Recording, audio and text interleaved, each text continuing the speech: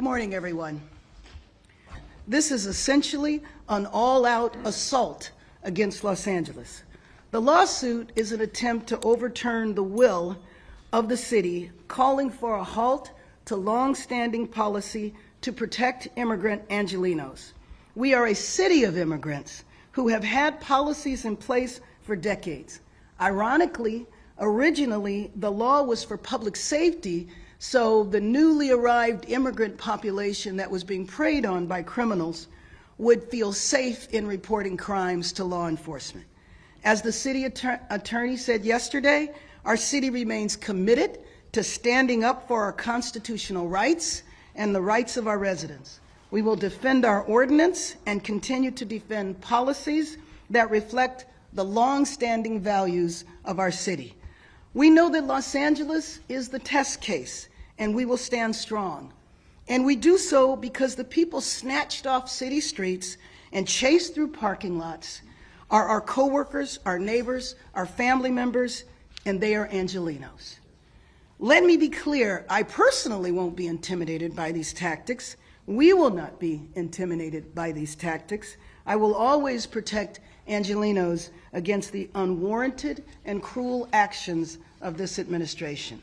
What the federal government should do is stay in Washington and remove the troops and do not have ICE raids in our city. That's what the federal government should do. Next question.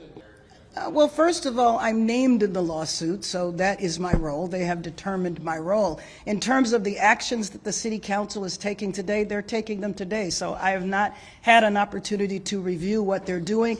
I definitely support the city attorney participating in defending us and then in other lawsuits. For example, and it's been reported over and over again, we don't know who these masked men are. They're riding up and down the street, pulling people off the street, completely masked, wearing very dubious uniforms, not showing their ID, and so there is absolutely a push to allow to have that stop. I think they want the chaos. I think we're the petri dish for the nation.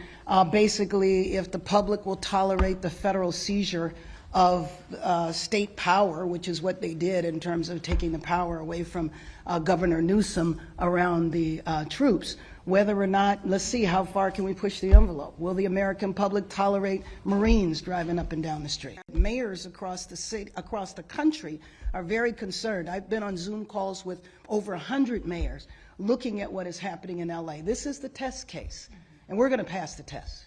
We are going to be doing a deep analysis to see how we would respond. What would the impact be if federal funding was pulled? But you know, you can't govern the city that way. We have to function and move forward and do the best that we can given these circumstances.